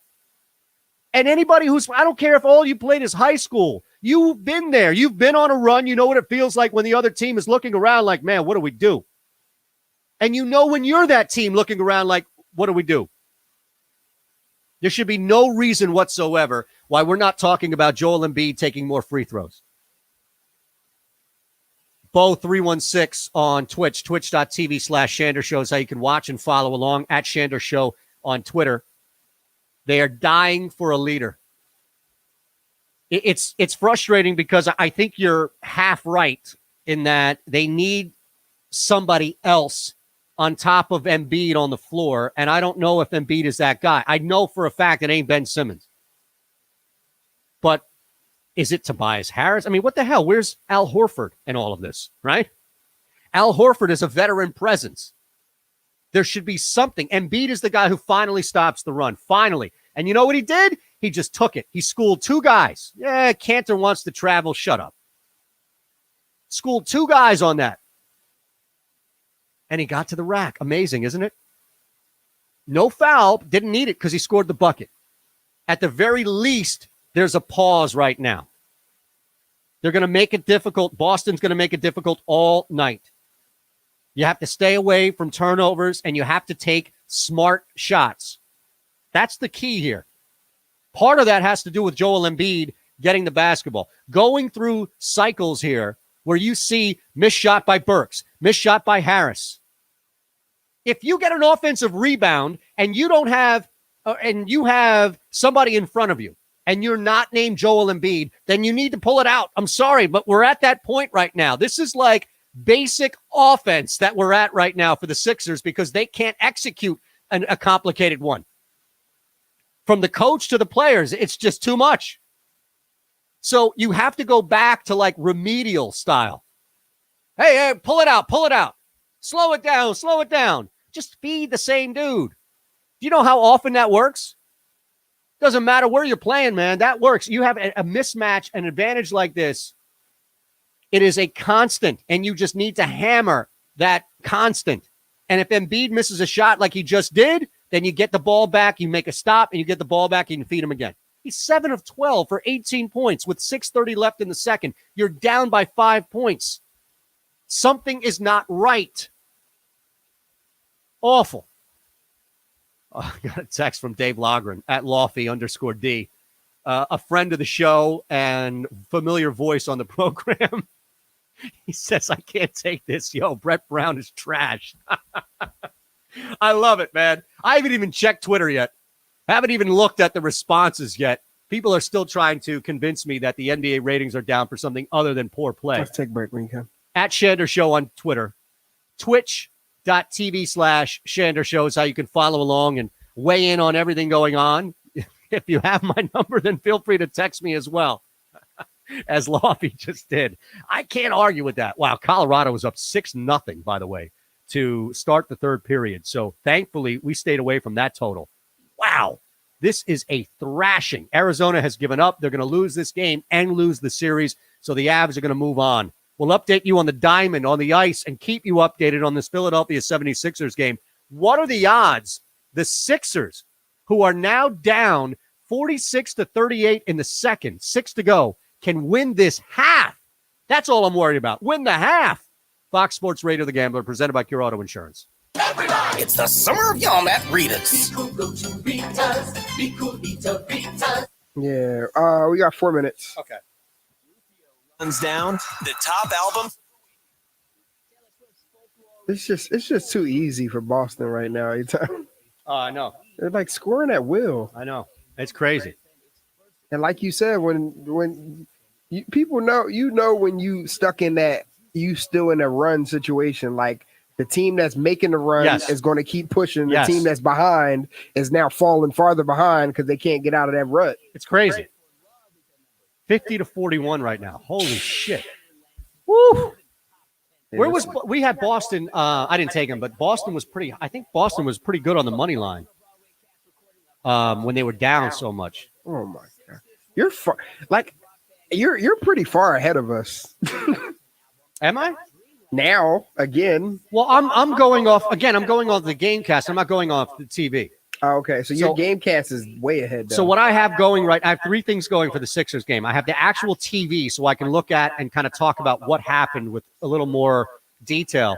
And I have both the DraftKings game tracker and the ESPN GameCast up. Okay. So I'm watching the live odds shift, and I know something happens there, and then I can see it as well. The GameCast on ESPN and the game tracker for DraftKings are actually pretty tight. Okay. So that's why I'm getting stuff ahead of time. Like I just saw another Kemba shot, 52-41. Yeah, ours is like the Celtics just got the ball coming down up the floor. Well, you probably see it on TV, but yeah, Kemba, boom, and timeout. This is crazy. You only pay for what you need. Liberty, liberty, liberty, liberty. Basketball has made its way through the regular season. Now it's time to crown a champion. And DraftKings Sportsbook, America's top-rated sportsbook app, is putting you in the center of the action. To celebrate, DraftKings Sportsbook is giving you an amazing free bet offer. For every day that you bet at least $20 on basketball, DraftKings Sportsbook will give you a $10 free bet. Head to the app right now and check out all that they have to offer, including player props, quarter-by-quarter betting, and so much more. Download the top-rated DraftKings Sportsbook app now and use code BRACE when you sign up. For a limited time, all users can get a $10 free bet when placing a bet of $20 or more on all first-round playoff action. That's code BRACE, only at DraftKings Sportsbook. Must be 21 or older, Pennsylvania only. In partnership with Meadows Racetrack and Casino. Other terms and conditions and restrictions apply. See DraftKings.com/sportsbook for details. Gambling problem? Call 1-800-GAMBLER. You knew the risks when you decided to drive drunk. There could be a crash. People could get hurt or killed. But that didn't stop you, did it? You knew you could get arrested. You could incur huge legal expenses, and you could possibly even lose your job. You were well aware of the consequences of driving drunk. But one thing's 60 seconds. You were wrong when you said it was no big deal. Drive sober or get pulled over. This message brought to you by NHTSA. Here's this week's iHeartRadio countdown of the top TV streams. Here's what you've been watching on TV this week. Kicking things off again is TLC's 90 Day Fiancé, The Other Way. The Fight, Pray, Love episode is in at number 5. Next, it's a Swedish invasion on Bravo's $1 Million Listing Los Angeles, taking over the 4th place spot. Now in its 5th season, The Real Housewives of Potomac lands at number 4 with the episode The Rumor Mill. Then the crew enjoys a day off on Bravo's Below Deck Mediterranean. The episode Cabin 30 seconds. Place. And once again, the top spot goes to Paramount Network's Yellowstone. The episode I Killed a Man Today is your #1 TV stream. And those are your top TV streams of the week on iHeartRadio. A Florida man does something stupid. Don't do something stupid. What are the odds? It's Eitan Shander on Fox Sports The Gambler.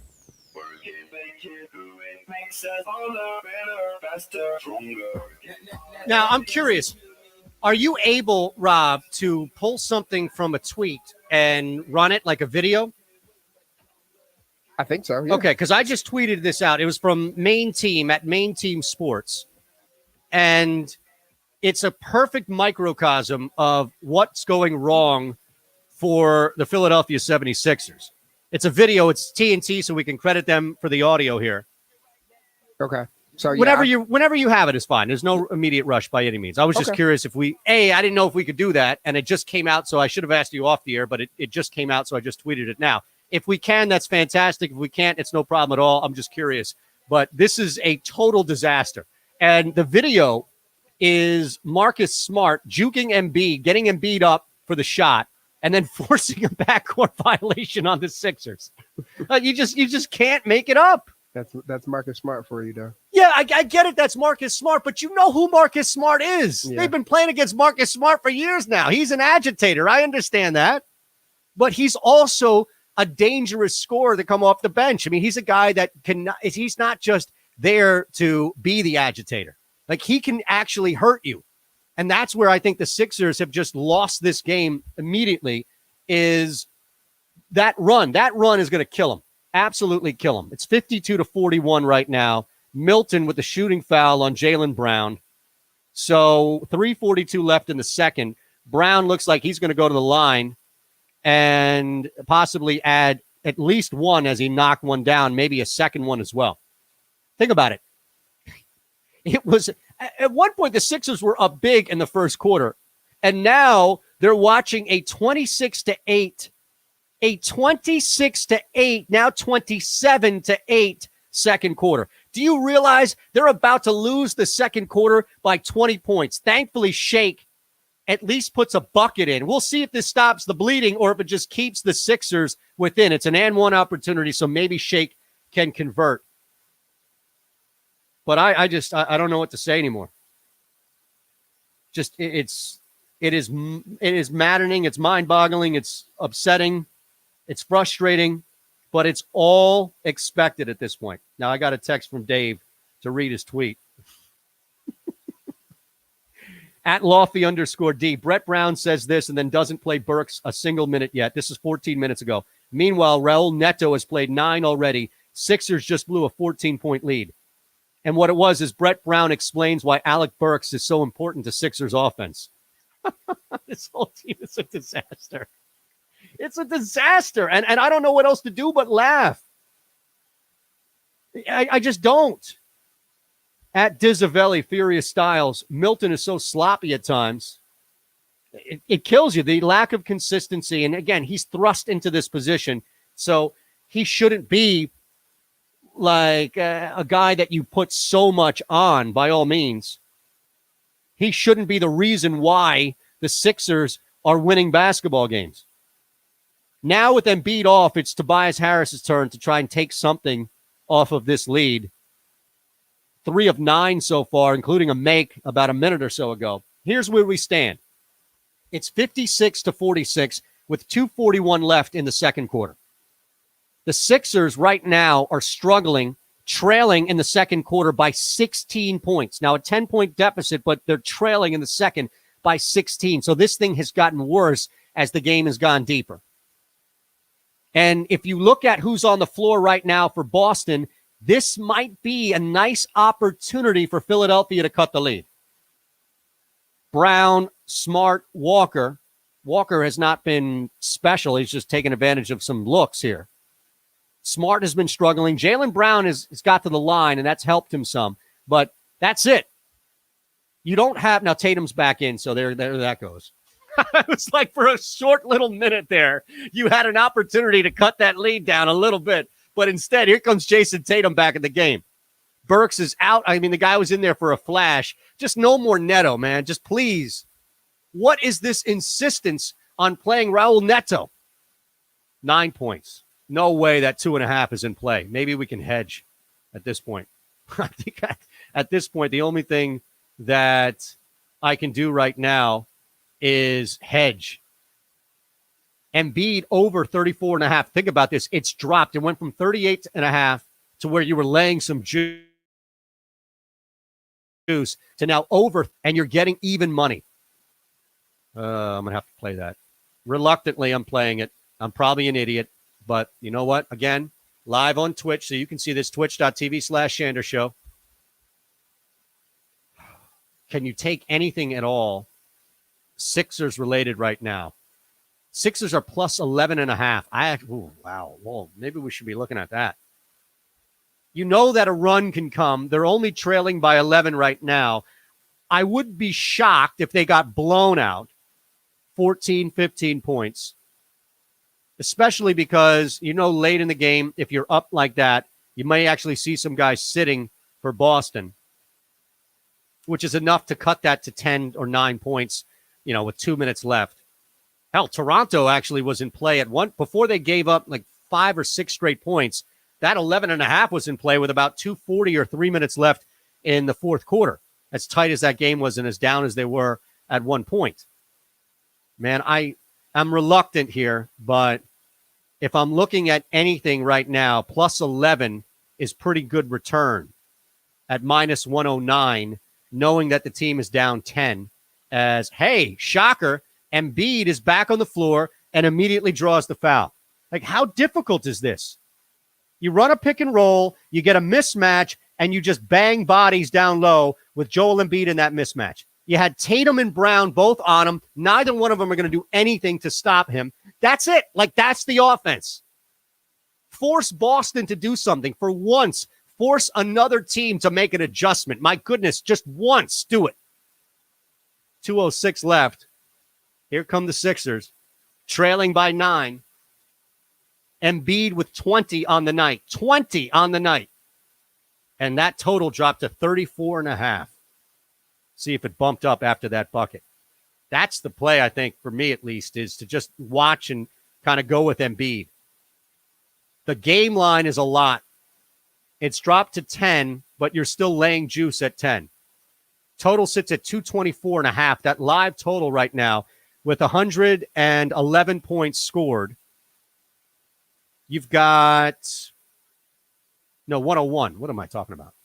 You've got 224.5. I'd stay away from that too. 7-point lead for the Celtics as it's now, pardon me, I spoke too soon. Walker just responded with a jumper of his own after Josh Richardson with the layup. So it's 60-51 with a $1:41 left. $1:11 now left.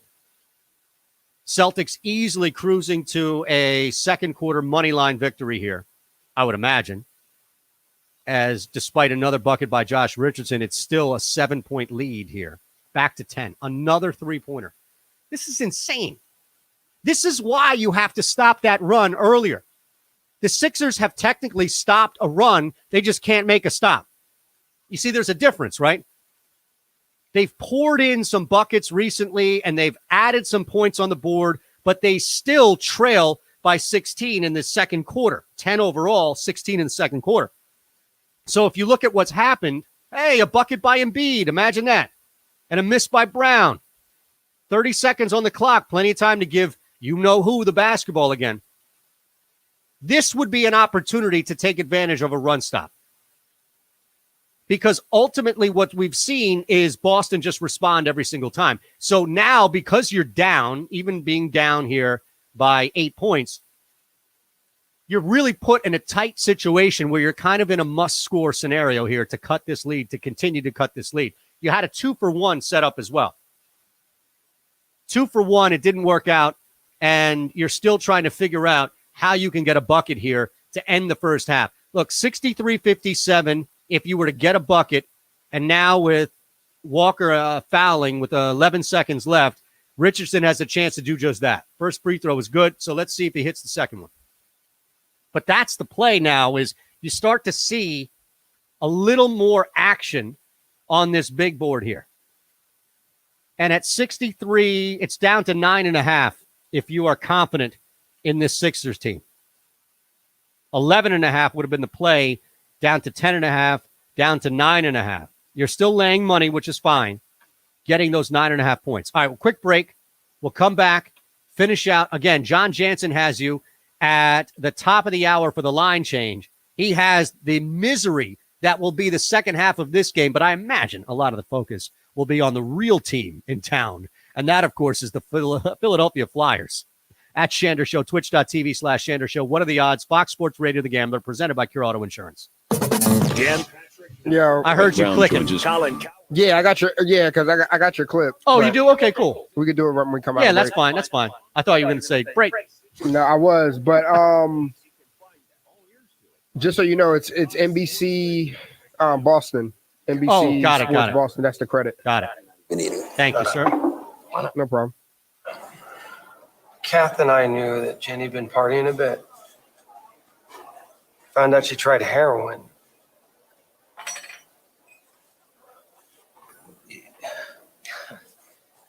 Most people don't know what to say about drugs, but we do.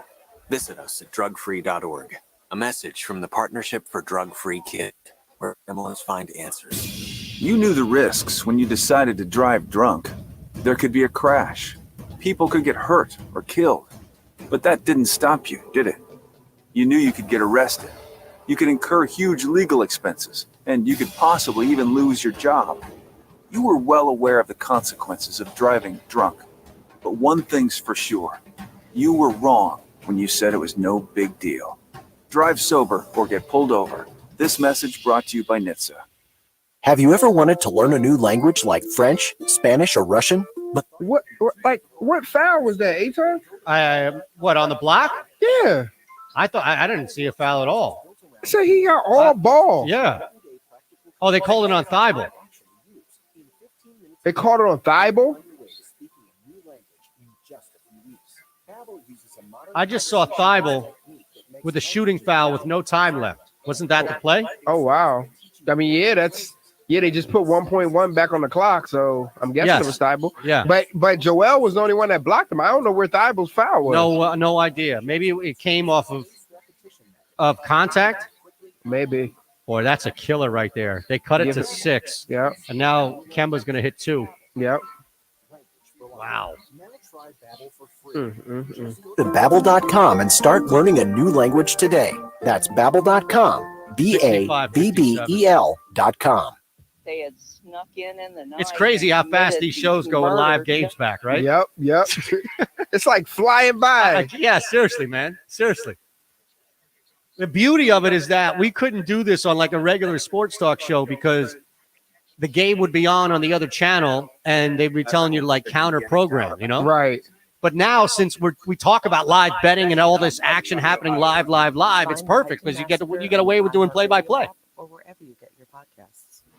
Here's this week's iHeartRadio countdown So of the top 56, 45 57, seconds. when are we out? What you mean? For the final break. Where we got? Hold on. Let me see the block.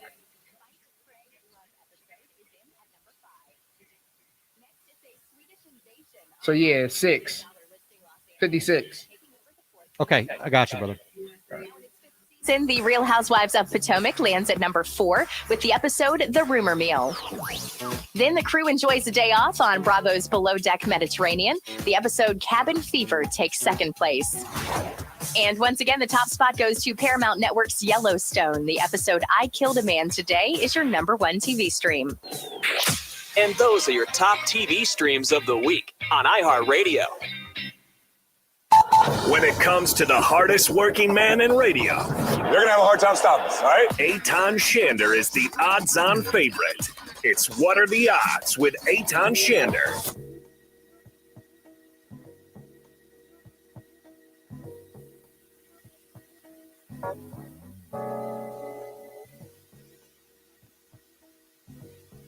All right, so I told you about this play, and we'll credit NBC Boston for this. This is Marcus Smart, yes, in a nutshell, but this is basically what's been going on Give me a second. I'm with pulling it the up. Go ahead. Keep Philadelphia talking. 76ers. And it's been frustrating, absolutely frustrating at the very least. And it came right down to a shooting foul that was credited to Matisse Thybulle for some reason. Put Kemba Walker on the line, who knocked down the 2 free throws. So it's back up to a 65-57 Celtics lead. This is the big question here. What do you make of the third quarter? I'm not touching the game line yet. I'll wait for Philadelphia to move up some and then lose a lead. But assuming that happens, this is Marcus Smart doing it on both ends of the floor, courtesy of NBC Sports Boston. Marcus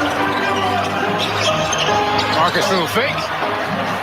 That was nice. Sweet. That was nice. That was sweet. You seen Larry Legend do plays like that back in the day. 5 seconds. Backcourt defenders have to get smart. It's smart. Celtics recognize. Crazy. But you saw the juke right there. Shanks gives a little Milton to Embiid and then forces the backcourt play on Philadelphia. It's been difficult by all means. Somebody else has to score. I understand that. I'm not hating that Josh Richardson took up the slack. But sitting at 22 points right now, with Joel Embiid shooting 8 of 14 on the night, 7 rebounds, all in the first half, even a couple of assists, that's pretty difficult where he is the point guard right now. He is the center of the offense right now. No knock on Shake. I don't care if Ben Simmons returns like Bernard King in the fourth quarter. The guy who is running the offense right now is Joel Embiid.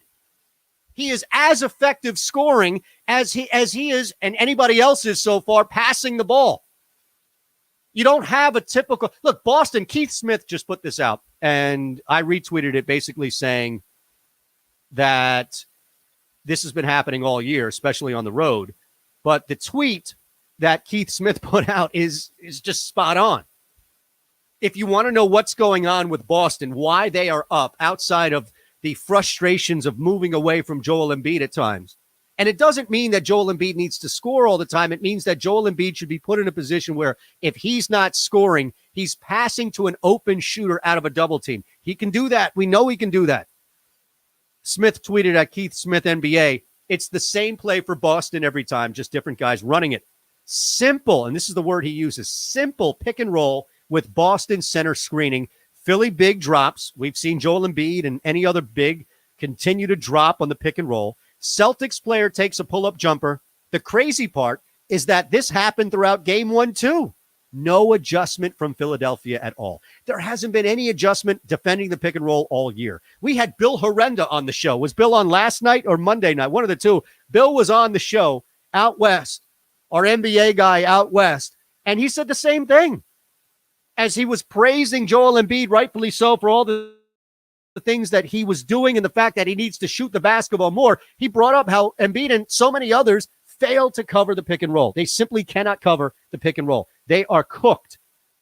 Boston is running the same play over and over again.